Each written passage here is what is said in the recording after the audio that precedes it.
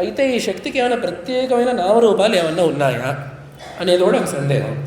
దీన్ని భగవత్పాదులు చివరిలో చెప్పారు. గిరాం దేవీ మాహు ద్రుహిణ గృహిణీం ఆగమవిద హరేః పత్నీం పద్మాం హర సహచరీం అద్రితనయాం తురీయాకాపిత్వం దురధిగమ నిస్సీమ మహిమా మహామాయా విశ్వం భ్రమయసి పరబ్రహ్మ మహిషి. కొంతమంది నీకు ఒక పేరు పెట్టారు, గిరాం దేవి అని. వాక్కుల దేవత అయిన సరస్వతి అని కొంతమంది నిన్ను పిలిచారు. ఇది కొంతమంది యొక్క పరిస్థితి.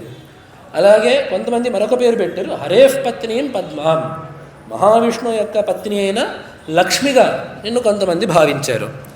మరికొంతమంది హరసహచరీం అద్రితనయాం, హిమవత్పర్వత పుత్రిక అయిన శివపత్ని అయిన పార్వతిగా నిన్ను కొంతమంది భావించారు. అయితే వీళ్ళందరూ కూడా ఇదేమీ తప్పు కాదు. ఎందుకంటే వీళ్ళందరూ ఎవరు? ఆగమ విధ, శాస్త్రాలన్నింటినీ కూడా బాగా తెలిసిన వాళ్ళు వీరు. కాబట్టి వీళ్ళ యొక్క అభిప్రాయం తప్పేమీ కాదు.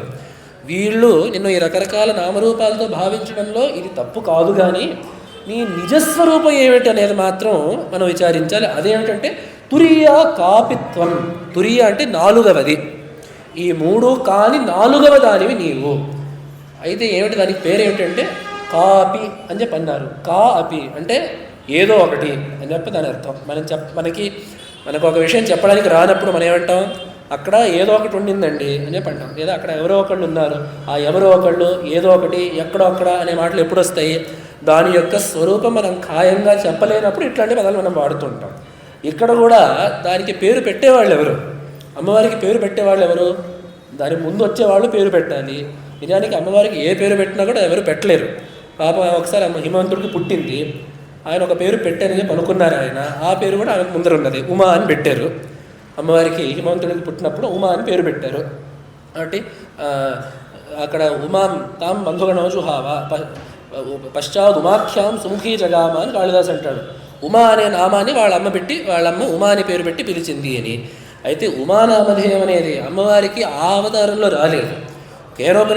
ఉపనిషత్తులోనే ఉమా హైమవతేం బహుశోభమానం అని చెప్పి ఉపనిషత్తులోనే అమ్మవారికి ఉమా అనే పేరుంది. ఇంకా గట్టిగా మాట్లాడితే ఉమా అనే పేరు ప్రణవమే. ఆ ఆకారాన్ని, ఉమా అనే దాంట్లో ఆకారాన్ని మనం ముందుకు జరిపామంటే అకారం ఓకారం అకారాలైన ప్రణవమే, ఆదినాదమే అమ్మవారి యొక్క అసలైన పేరు. కాబట్టి అమ్మవారికి ఏ పేరు లేనప్పుడు మనం ఏ పేరు పెట్టి పిలుస్తాం అంటే కాపి అని చెప్పి అంటాం. మరి మిగతా మనం సహస్రనామాన్ని శ్రీమాత నుంచి శివశక్తికి రూపిణి వరకు 1000 పేర్లు చెప్తున్నాం, మన లలితాంబిక వరకు. మరి అమ్మవారికి ఇవి పేర్లా కాదా అంటే పేర్లే. అయితే ఇటువంటి పేర్లు ఇది కూడా మనకి రోజు అనుభవంలో ఉన్నదే. యాని నామాని గౌణాని, విష్ణు సహస్రమైనా ఏ సహస్రమైనా ఒకటే, ఇవన్నీ గౌణమైన నామాలు అని చెప్పి అంటారు. అంటే ఏమిటంటే ఏదో ఒక లక్షణాన్ని వర్ణించడానికి వచ్చిన పేరు తప్ప అది పెట్టుడు పేరు కాదు. ఇప్పుడు ఎవరికైనా మనం లక్ష్మీరావు అని చెప్పి పెడతాం ఒక పేరు. ఆయన డబ్బు ఉండొచ్చు, డబ్బు లేకపోవచ్చు, అది వేరే విషయం.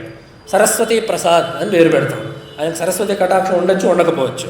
అయితే పేరు ఎట్లా పెట్టామంటే మనం పేరు పెట్టేశాం అంతే. అది గౌణమైన నామం కాదు, ఆయన యొక్క గుణాలను చూసి పెట్టిన పేరు కాదు, మనం పెట్టిన ఒక సంజ్ఞ అది. అయితే మనకి శాస్త్రాల్లో నిజంగా గుణాల వల్ల వచ్చే నామాలు కూడా ఉన్నాయి. ఇప్పుడు హనుమంతుడు అని ఆంజనేయ స్వామి పేరు. ఆ నామం ఎందుకు వచ్చిందంటే ఆయనకి ఈ వజ్రాయుధాన్ని కూడా తట్టుకోగలిగినంత దృఢమైన దవడ ఉండింది కాబట్టి ఆయనకి హనుమంతుడు అని పేరుంది. కాబట్టి దీన్ని వీరనామం అంటారు. ఇది గౌణమైన నామం, పెట్టుడు పేరు కాదు. ఆయన హనుమంతుడు పుట్టినప్పుడు అంజనాదేవి నామకరణం పెట్టిన పేరు కాదు ఇది. అయితే ఏమిటంటే ఆయనలో ఉండే ఒక గుణాన్ని వర్ణించే ఒక నామం.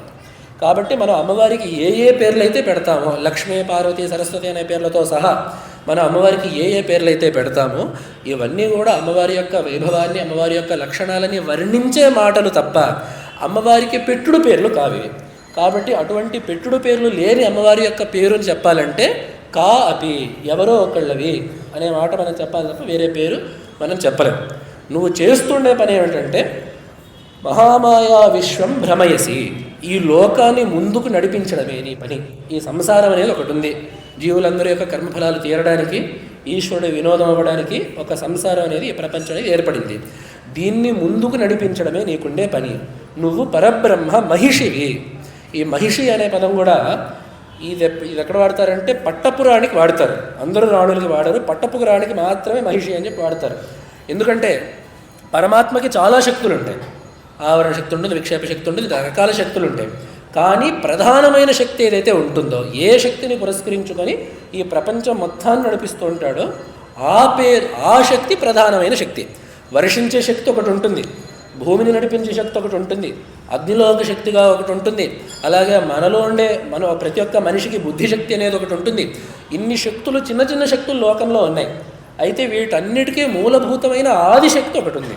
కాబట్టి అటువంటి ప్రధానమైన శక్తి అమ్మవారు అని చెప్పడానికి పరబ్రహ్మ మహిషి అని అక్కడ మహిషి శబ్దాన్ని వాడారు.